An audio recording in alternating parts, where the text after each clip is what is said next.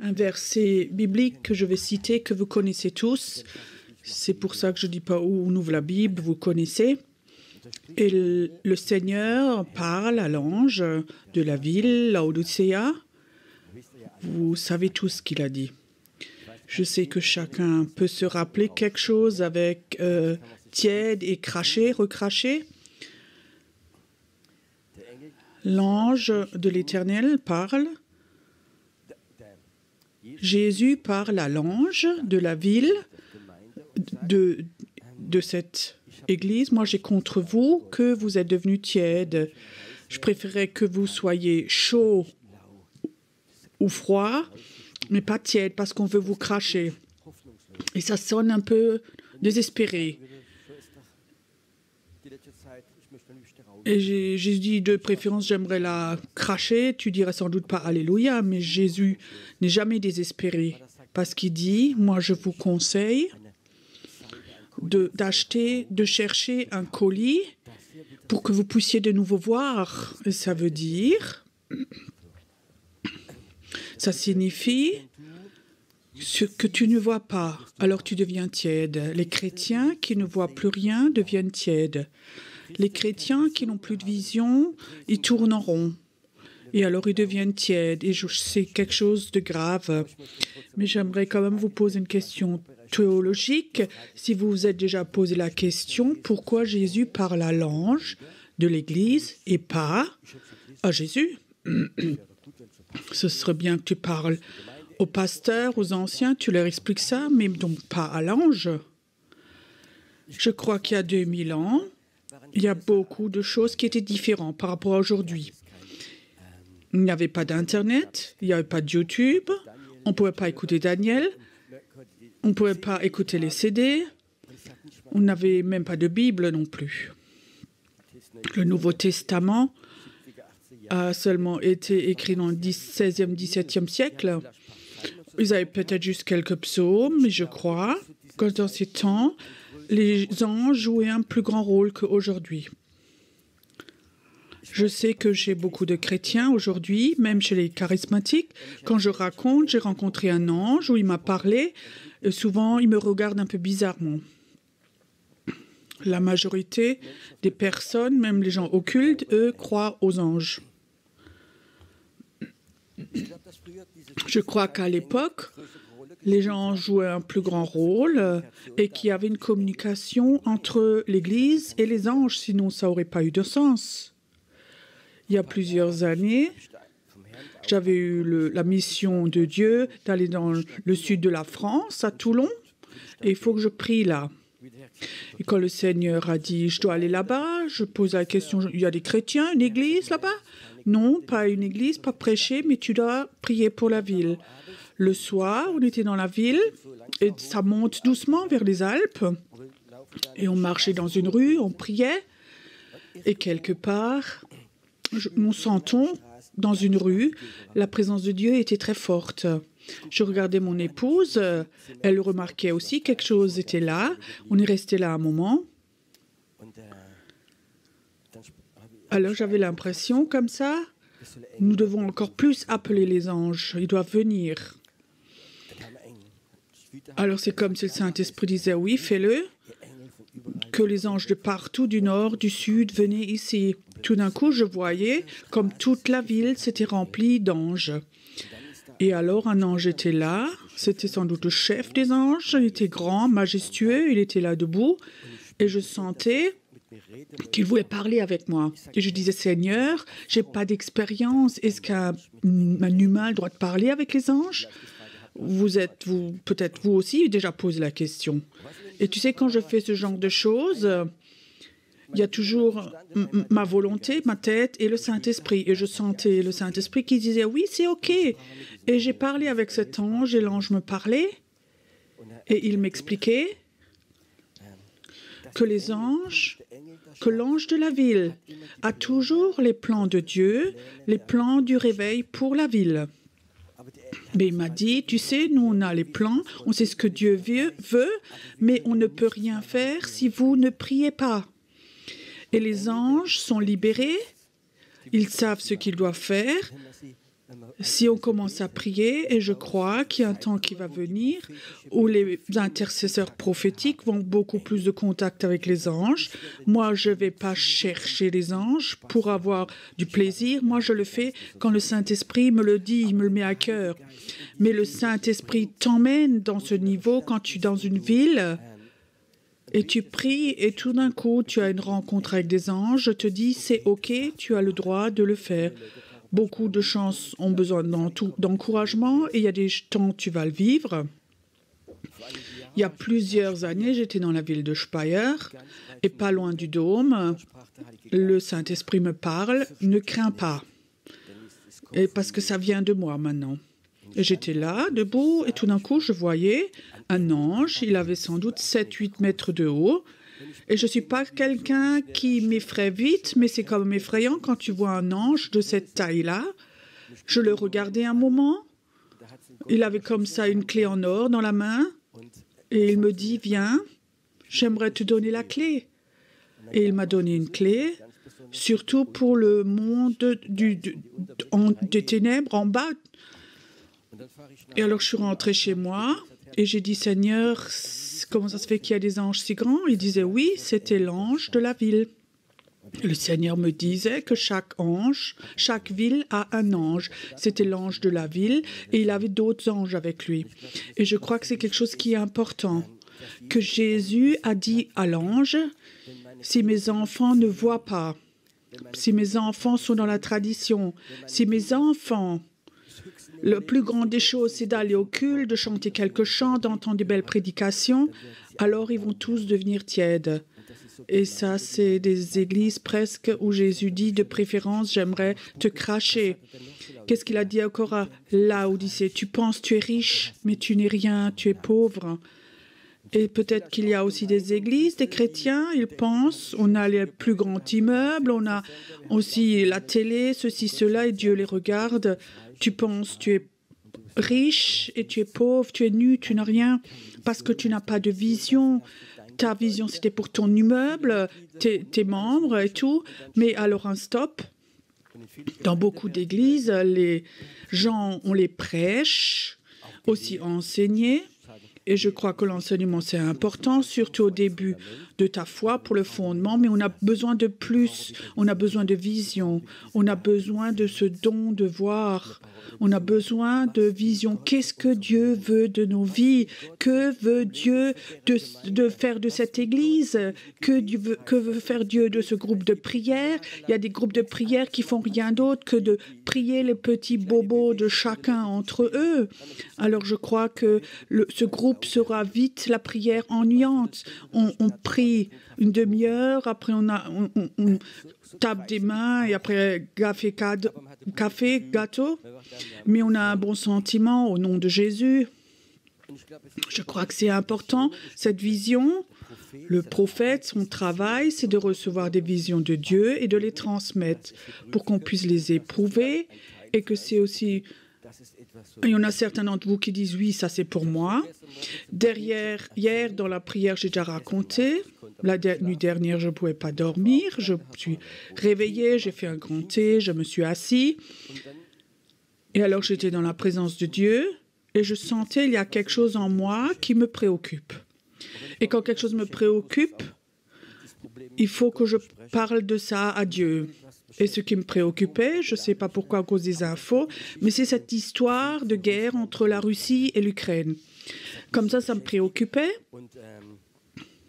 Et je suis quelqu'un, j'aime pas me laisser influencer, informer juste par un côté. Nos médias disent en Allemagne, peut-être en Suisse aussi, en France, tout va dans une direction. C'est toujours une direction.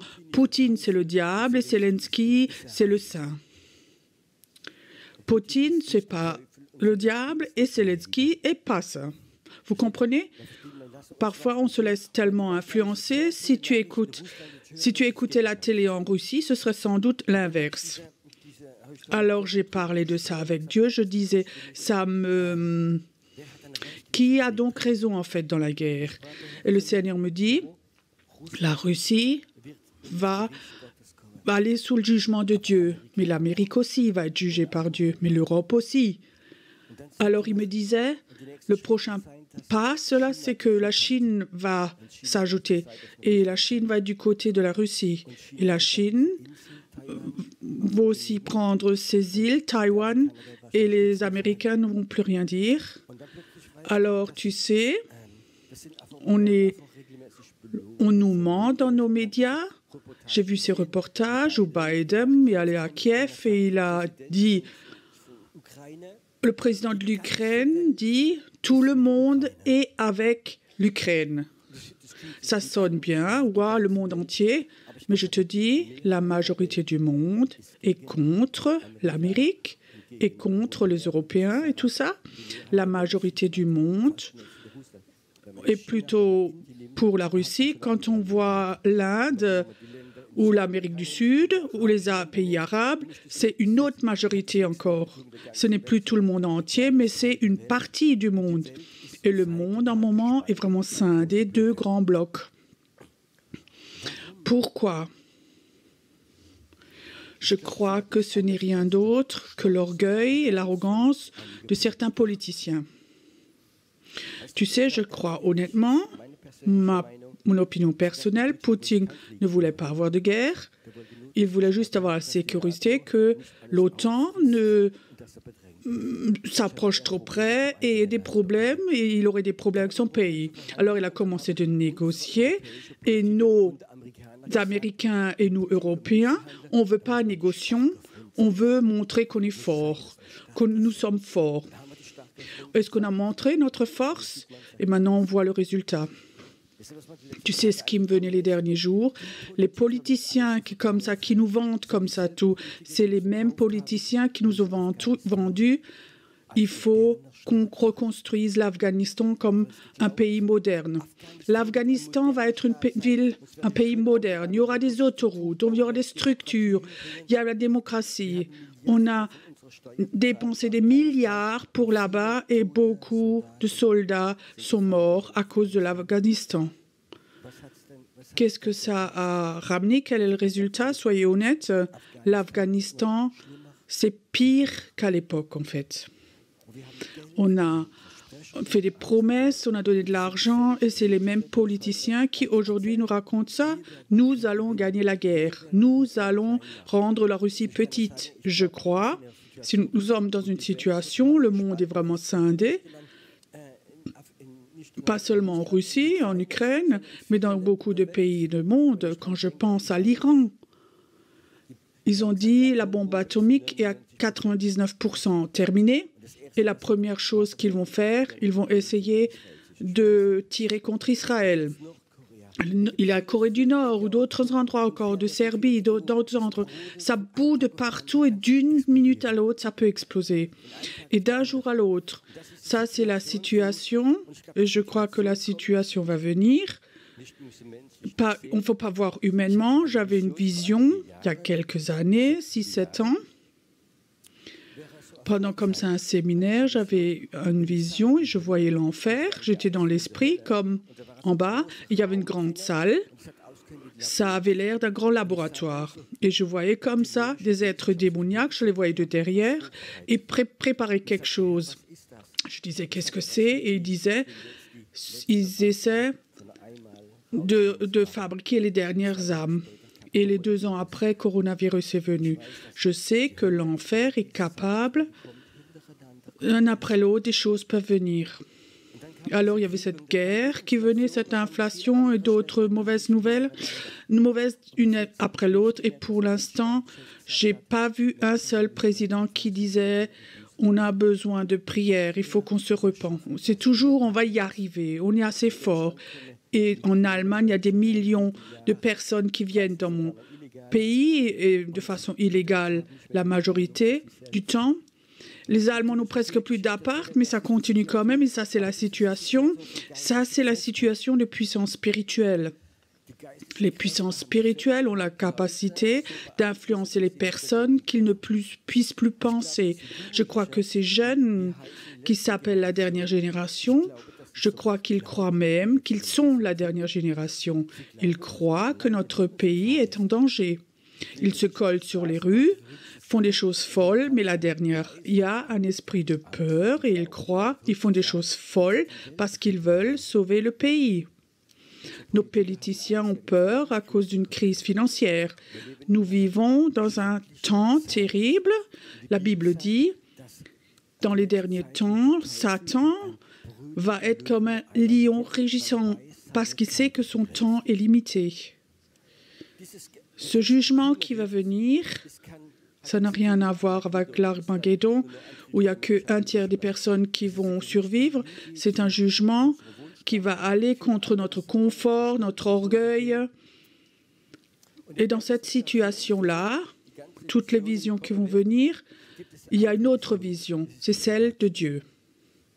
Et ça, c'est la plus importante.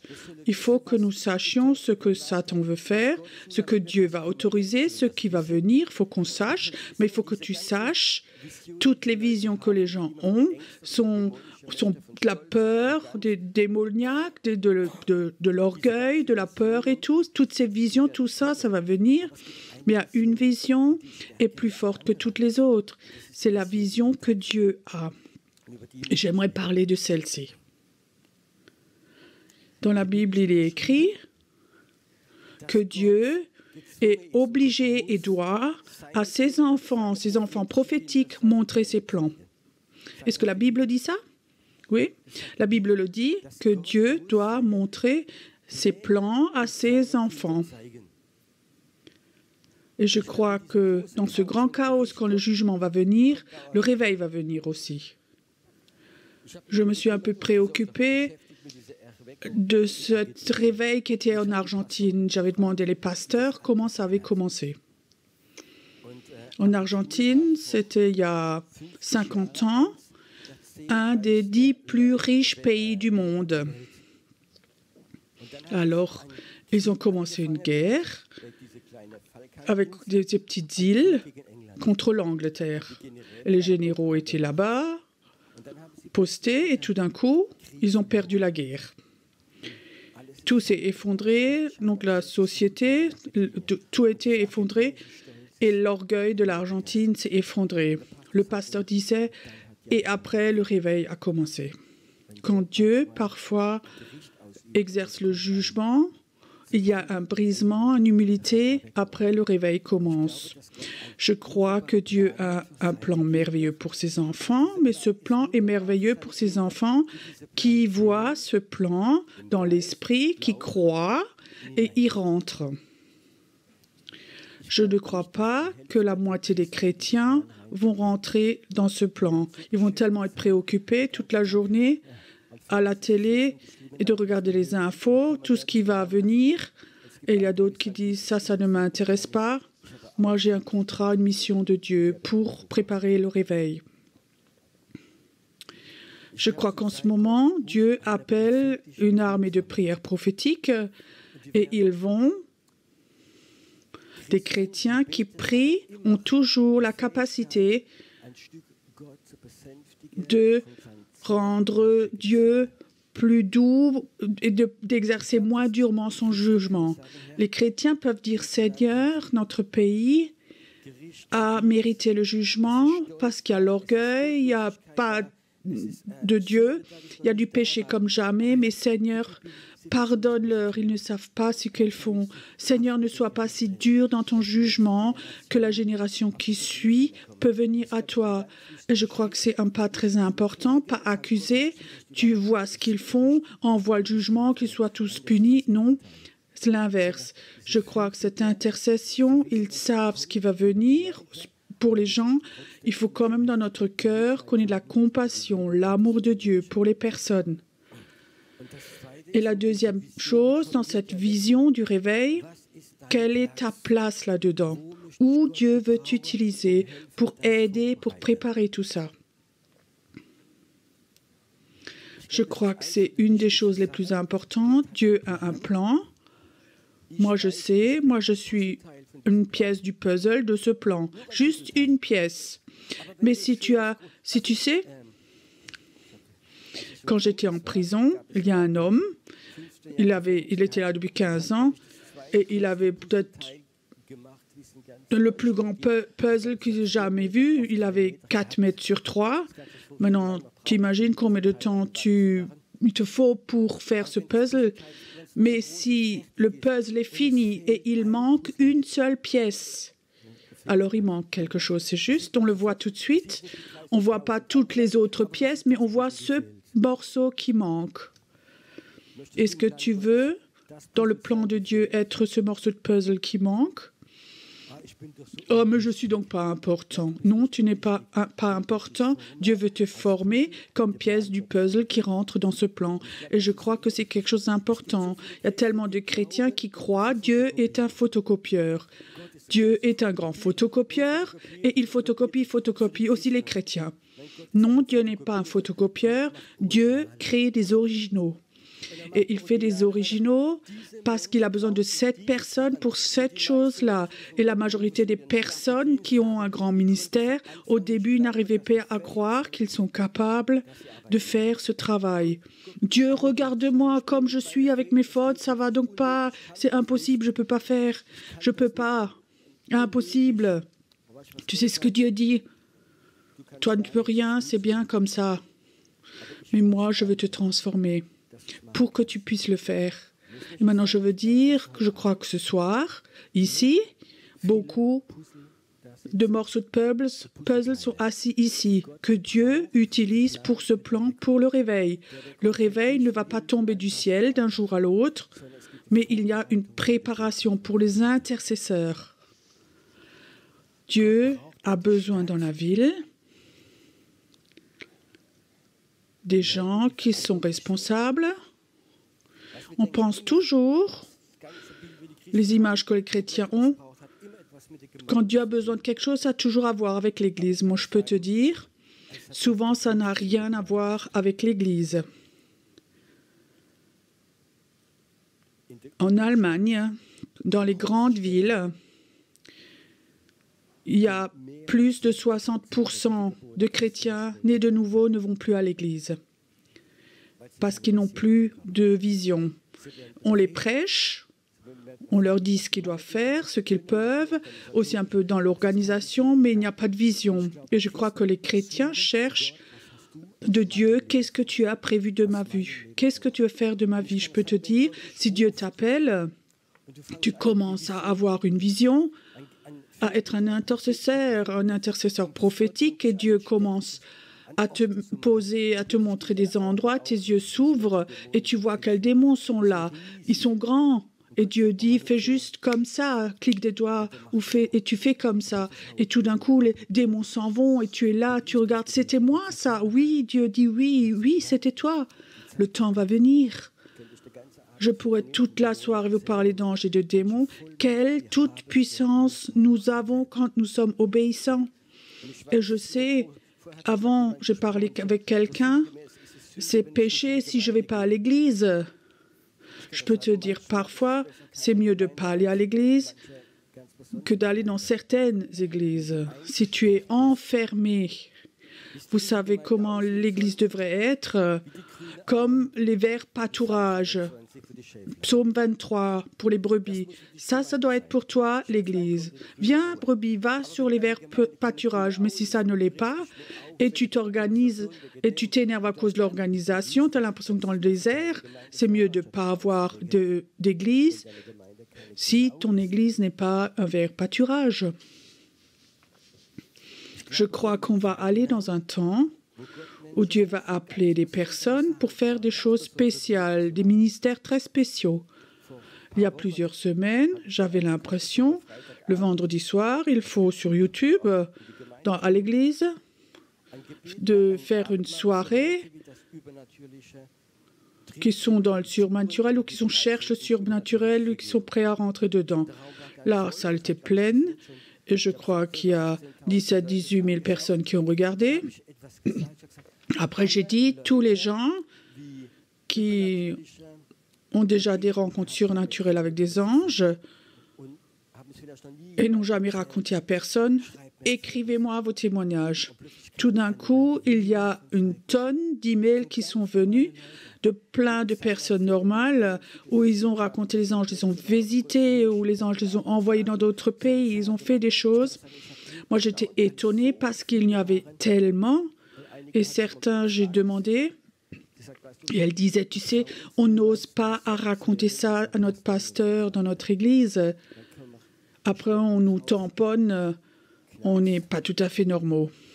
Et Dieu ne voudrait pas qu'on ait ce tampon de pas normaux. Si tu es dans une église et il ne croit pas au don du Saint-Esprit ou que des anges sont là et il ne croit pas que tu as un appel, alors tu es sans doute dans la mauvaise église. Je vais le dire direct. Il faut que tu sois dans une église où il y a 5 dons, où tu es guidé à aller dans l'autre niveau. La Bible dit, tu ne seras pas plus grand que ton maître. Si ton pasteur, s'il y a un pasteur, et il n'y a pas de notion de prophétie, il ne sait rien éprouver, il n'a rien avec le don de l'esprit, comment est-ce que lui veut te guider? Tu comprends ça? Alors il faut que tu ailles ailleurs ou que tu es guidé de temps en temps, des séminaires ou comme ça. C'est un temps où ce surnaturel va s'ouvrir dans une mesure où ce ne l'était depuis jamais. Moi-même, je suis toujours effrayée par le surnaturel, comme ça se passe. J'ai sans doute cette année, ou les derniers 12 mois, eu 7 ou 8 témoignages qui m'ont écrit. Ils étaient malades dans leur lit, ils avaient des douleurs, et dans le rêve, ils m'ont vu. Ils ont vu en vision, rentrer dans leur chambre, où je leur imposais les mains, et ils étaient tout de suite guéris.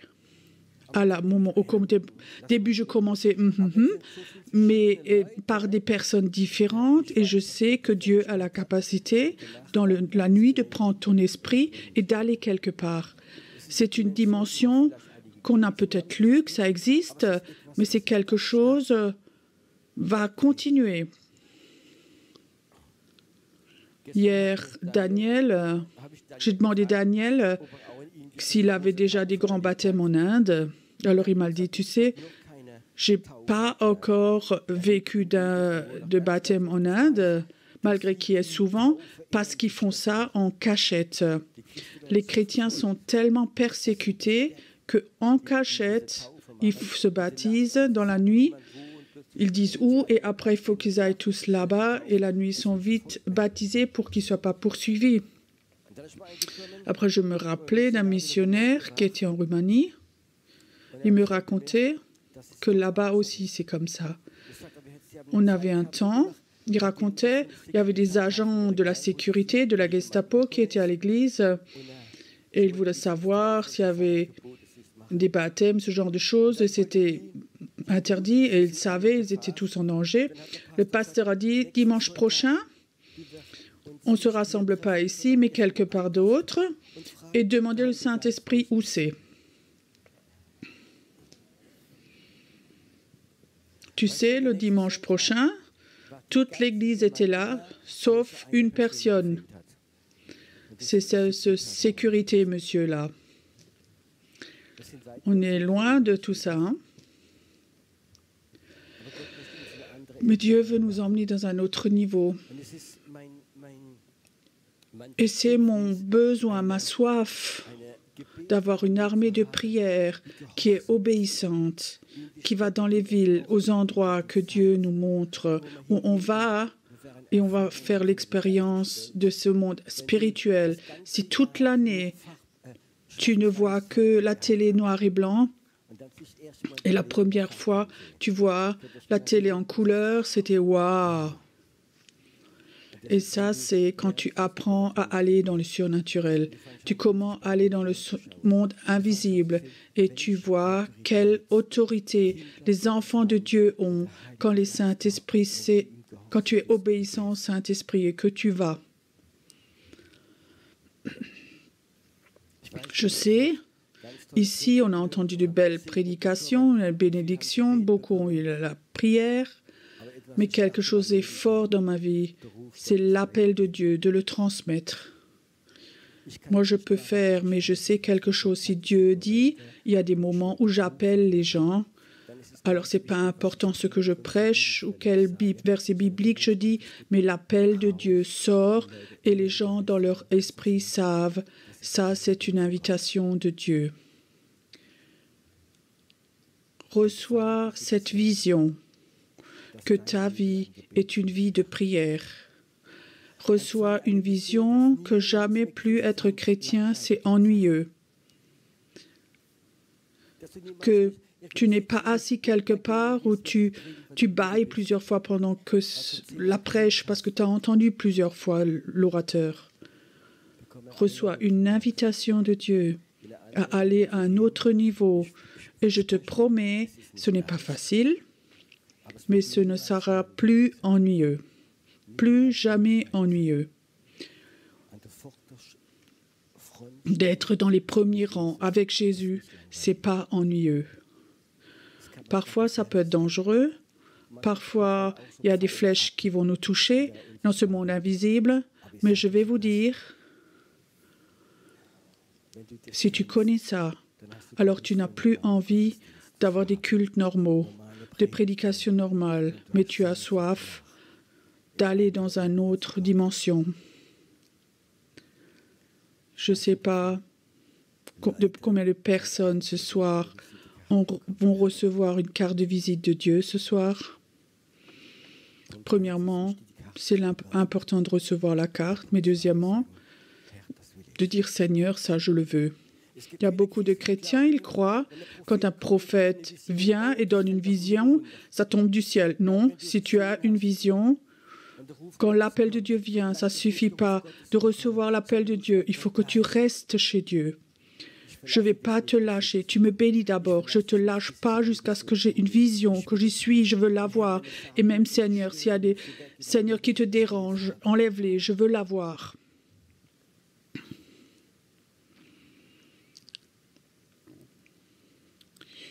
La porte peut être étroite, mais nous vivons dans un temps où elle va s'ouvrir de façon plus grande, comme jamais auparavant, pour revenir le Seigneur, d'être en communion avec des anges. J'aimerais juste faire quelque chose. J'aimerais savoir qui a déjà vu des anges ou eu des rencontres avec des anges. Ah oui, beaucoup. Ok, j'ai plus besoin de prêcher, c'est bon. Presque tous. Vous êtes tous là-dedans. C'est un niveau qui est normal, mais ça va devenir plus fort. Ça va devenir plus fort. Ça va devenir plus fort. Est-ce que tu as soif que ce soir, tu aies une rencontre avec Dieu? Nous étions en Israël, on avait une école de prophètes. Et un soir, le Seigneur disait, des anges vont venir dans la salle, veulent toucher les personnes. Il ne faut même pas prier, il faut juste rester tranquille. Et beaucoup sentaient comme des anges rentraient, ont touché leur épaule, touché leur visage. Et certaines personnes ont eu comme ça un rayonnement parce qu'ils étaient touchés par la gloire de Dieu. Et Dieu m'a donné la parole. Quand vous rentrez chez vous en Allemagne, en avion, les anges vont vous accompagner. Et tous ont dit Alléluia. Mais quand on était à l'aéroport, on avait tout oublié. Et puis une Autrichienne, elle se lève dans l'avion. Est-ce que vous avez emmené vos anges? Et au même moment, les personnes qui étaient avec, les 80 personnes, ils ont tous dit quelque chose nous a touchés dans l'avion. Les anges étaient allés avec. Je le sais que des anges ont un besoin de travailler avec toi. Les anges ont les plans de la ville. Et ils voudraient parfois te communiquer ces plans. Et les anges voudraient parfois aussi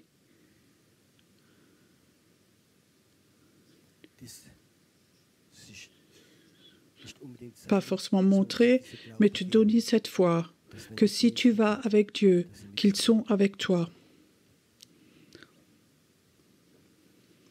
Les anges ont ce besoin ce soir, c'est le dernier soir, de toucher plusieurs personnes ici.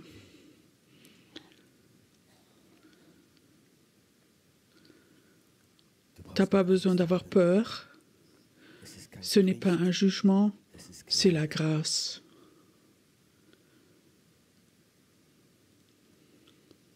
Est-ce que tu peux ce soir dire, Seigneur, je t'autorise, si des anges veulent me toucher, c'est OK, tu as le droit de me toucher. Tu as le droit de me toucher. Ça commence déjà à bouger dans la salle.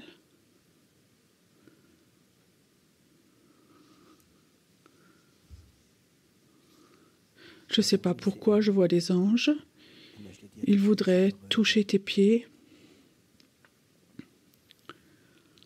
La Bible dit, bienheureux les pieds de ceux qui amènent le message, la bonne nouvelle. Il y a des anges qui voudraient toucher tes pieds, qui disent, écoute, j'aimerais mettre quelque chose dans tes pieds pour qu'ils aillent à ces endroits où Dieu veut.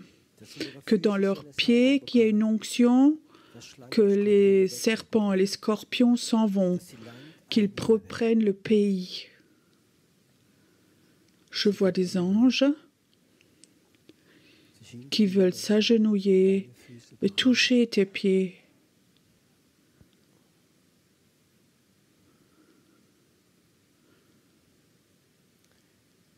Il y a des anges. Ce soir, ils voudraient te donner une épée. C'est une épée. Cette épée que tu as est bien trop petite. J'aimerais te donner une vraie épée où tu as une puissance, toute puissance dans le monde invisible, où tu vas dans des endroits qui sont vraiment chargés spirituellement et puis tirer ton épée et les puissances démoniaques vont s'en aller.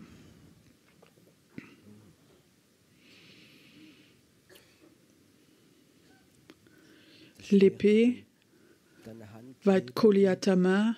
Comme David dit qu'il était dans la guerre, il a tellement battu que sa main était crampée, avec des crampes autour de l'épée, qui tenait son épée. Et parfois, tu vas des mains tenir cette épée dans tes mains et tu vas avoir l'autorité avec cette épée. Écoute, si tu es là et maintenant, tu as cette foi surnaturelle, qu'un ange est là et il te donne une épée. Alors lève-toi simplement devant Dieu.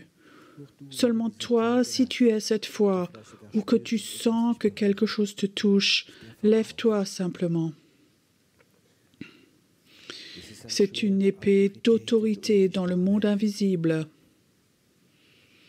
L'épée n'est pas là pour faire un ministère, pour prêcher, mais c'est une épée de l'autorité qui te donne.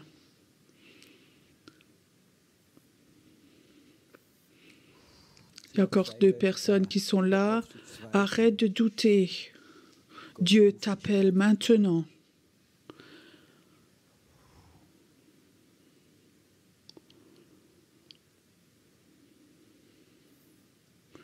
Maintenant, nous allons déjà essayer cette épée, expérimenter. J'aimerais que ceux qui sont debout, je vais compter jusqu'à 3 et vous allez crier feu. 1, 2, 3, feu!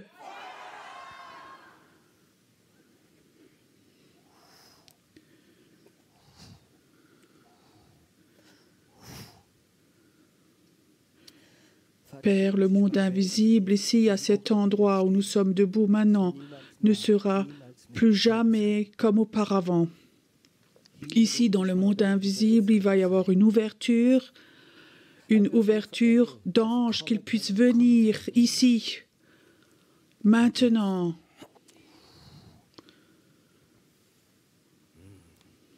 Sans cette épée, l'autorité de cette épée dans ta main, tu n'as pas un caractère comme les autres, toi qui es là, debout, mais tu as toujours eu un caractère de battant. Et ça, c'est la raison pourquoi Dieu dit, je te donne cette épée. Mais tu vas apprendre aussi à te battre, pas contre la chair et le sang, pas contre les autres chrétiens, mais tu vas apprendre à te battre, à combattre au nom de Jésus contre les puissances des ténèbres, de toutes sortes, de toute taille. Et écoute ce que maintenant tu as vécu. Il y a quelque chose qui s'est libéré dans la salle au travers de ce mot feu. Tu vas vivre quand Dieu t'appelle à certains endroits, à aller des endroits pour prier. Tu vas voir que quelque chose va être libéré dans le monde invisible.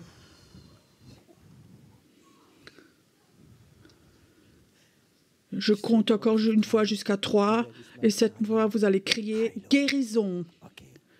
1, 2, 3. Guérison.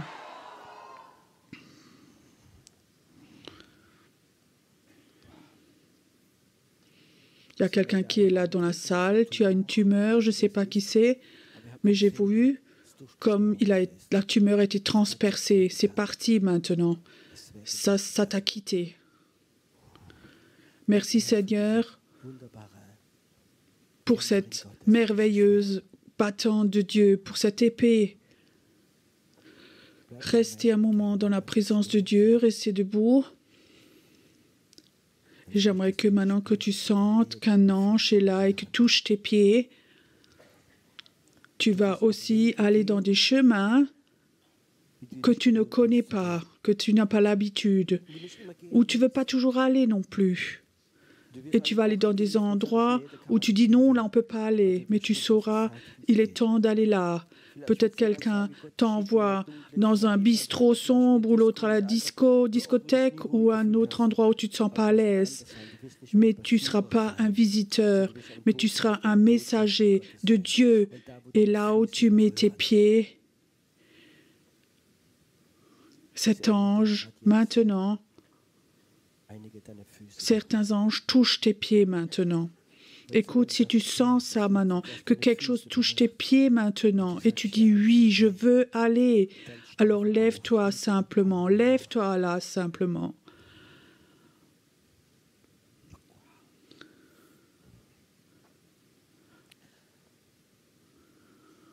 Merci Seigneur que ce soir, toi, ta visite, ta carte de visite pour cette armée du prière, avec ta vision, que toi tu la distribues. Et ils vont la recevoir. Je vois des anges qui ont touché les yeux de personnes, pas un ministère de guérison, mais je sens comme les anges sont là, ils touchent à certaines personnes les yeux, et dans leur regard, ils vont recevoir quelque chose de l'autorité au travers de la gloire de Dieu. Ton regard va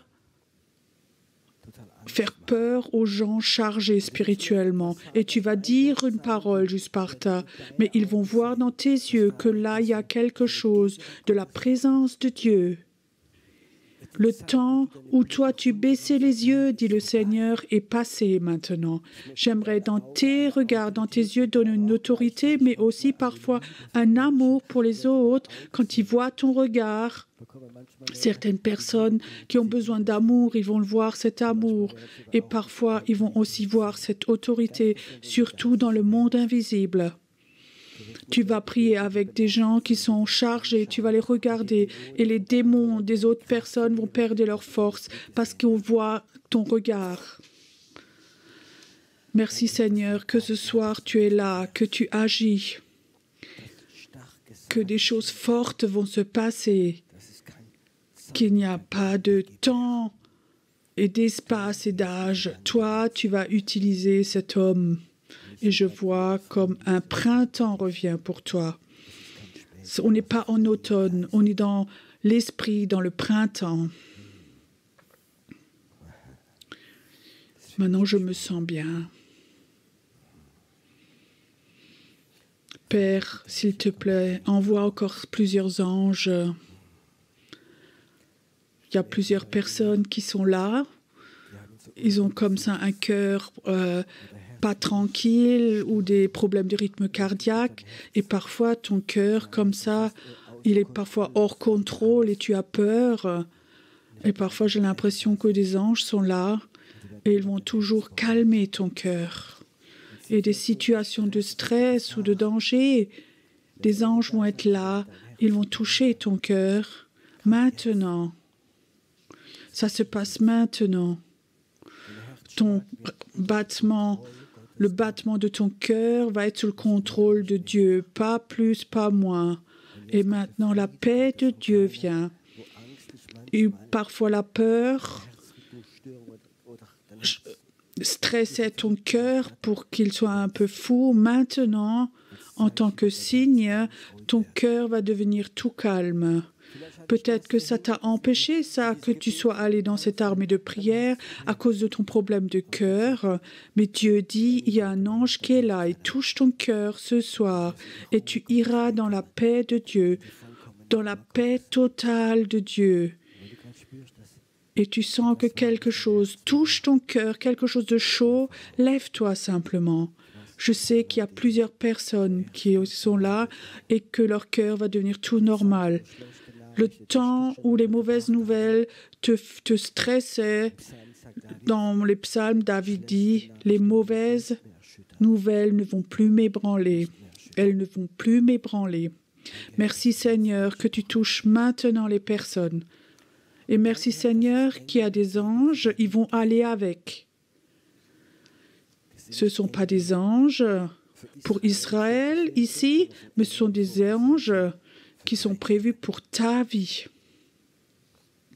Les anges sont là quand tu leur obéis, quand tu obéis à Dieu, les anges vont être avec toi. Il y a plusieurs années, j'étais à Majorque. Vous pouvez vous asseoir.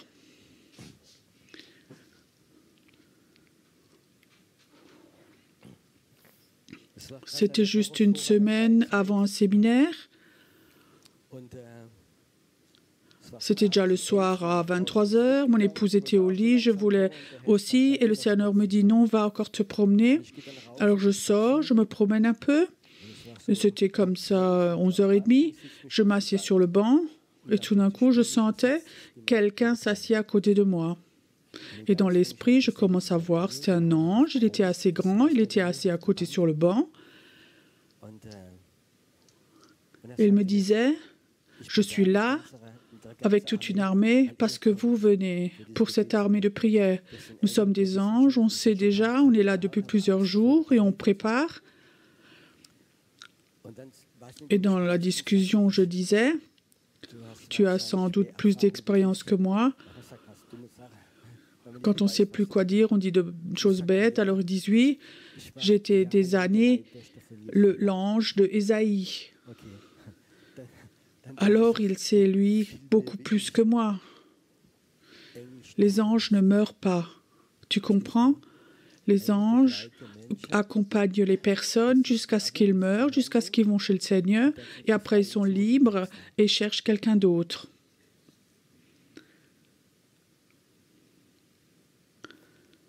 J'aime de rentrer dans le plan de Dieu et quand les anges sont libérés. Et quand je parle de Majorque, Majorque, ce n'est pas l'île de la beuverie, c'est l'île des prophètes.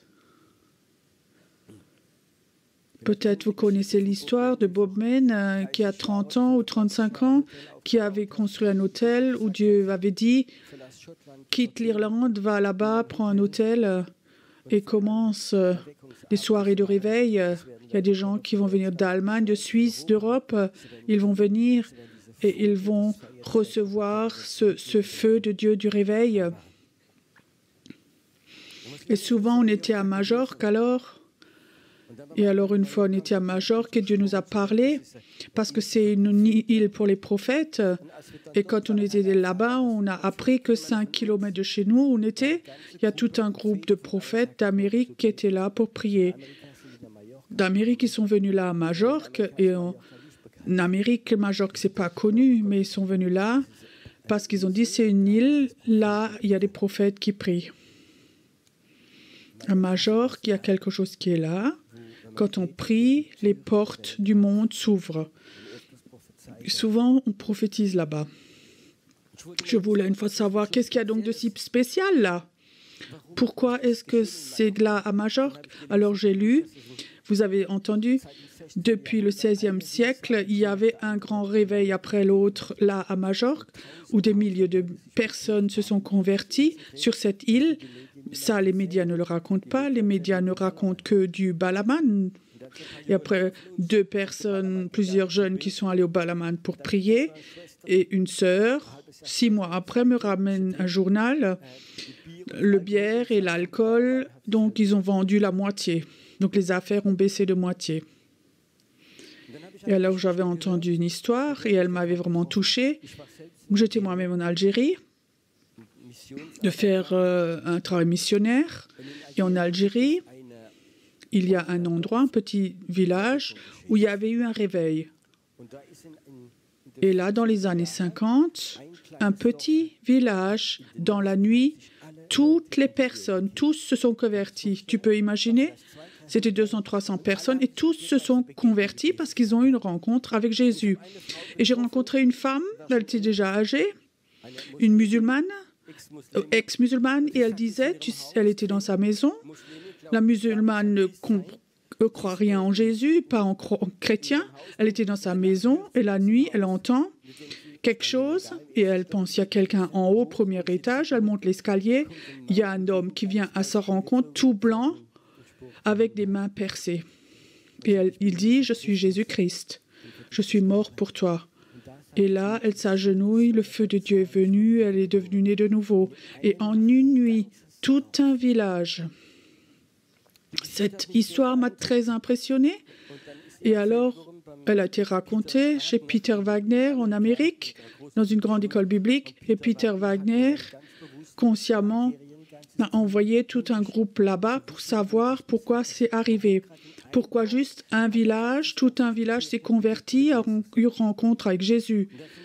Les étudiants, ils sont allés à cet endroit, ils ont fait des recherches, et alors il est écrit dans les livres, dans l'année, en 1800 quelque chose, il y a un missionnaire qui était venu de Majorque, en Algérie, et il a commencé à prêcher, et là-bas, tout de suite, on l'a lapidé. Un martyr de Majorque, il est venu là, et plusieurs années de plus tard, à travers de ce martyr, de cette mort, tout un village s'est converti. Et ce missionnaire est venu de Majorque. Et après, j'ai compris que c'est une île qui envoie les personnes. Et en mai, en avril, nous sommes une armée de prière, un séminaire là-bas, pas pour recevoir la prière, mais pour apprendre à prier pour les pays, pour prier pour les pays. Nous avions un temps de prière merveilleux. Je crois que j'ai vu pas autant d'anges que là-bas ou de communion avec eux qu'à Majorque. Je peux vous raconter beaucoup d'histoires. Mais ce soir, on reste ici. Cet ange qui t'a touché ce soir, ici, il va aller avec toi. Si toi, tu prends la carte de visite pour aller dans la prière avec Jésus, tu peux dire, Jésus, ça allait trop vite tout ça, mais j'ai une carte de visite de toi, j'ai aucune notion, mais je vais te chercher dans la parole de Dieu, dans la prière, je veux savoir, je peux te dire, tu vas être formé aussi beaucoup du Saint-Esprit, il va t'apprendre et tu vas aller des endroits, tu vas commencer quand le Saint-Esprit parle, n'aie pas peur de faire des fautes, va simplement, va et tu vas vivre des choses merveilleuses. Père, je te remercie que le travail est accompli ici, que cette carte de visite de ta part a été distribuée.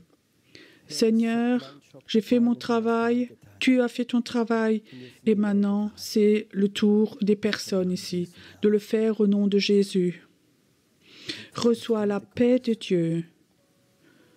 Aussi toi qui ne peux pas tout comprendre ce soir, reçois la paix de Dieu. Si certains, cette nuit, se réveillent et sont dans leur lit, tu peux dire, Seigneur, Est-ce que tu es là? Est-ce qu'il y a des anges qui sont là? Et certains, vous allez sentir dans vos chambres, il y a quelque chose qui est là. Certains, les anges vont les accompagner dans leur chambre. Vous allez sentir la présence de Dieu. Je n'ai pas de vous dire au revoir à chacun, mais on se voit au plus tard au ciel. Inspirez encore profondément. Et s'il y a quelque chose qui est là, inspire profondément.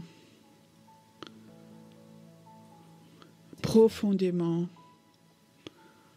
Il y a quelqu'un qui est là, tu penses. Tous ont été bénis, mais Dieu t'a oublié. Dieu dit non, je ne t'ai pas oublié. Il voudrait toi maintenant te toucher. Surtout toi qui dis cette semaine, j'avais l'impression que Dieu m'avait oublié. Si tu es là et tu as cette impression, ne rentre pas chez toi, mais simplement ta main sur ton cœur. Dieu ne t'a pas oublié. Aussi dans le désert, quand tu étais dans le désert, il était avec toi. Et de ton tunnel, tu vas de nouveau en sortir. Il n'y a pas de cas désespéré chez Dieu. Ça ne va jamais exister. Merci Seigneur que tu le touches maintenant et qu'il puisse rentrer chez lui avec plein de paix. Je serai aussi bientôt en Suisse. Le soir, je suis à Steffisburg, dans la grande salle. Et en journée, on a une école de prière. Pour ceux qui connaissent le Yacht Point,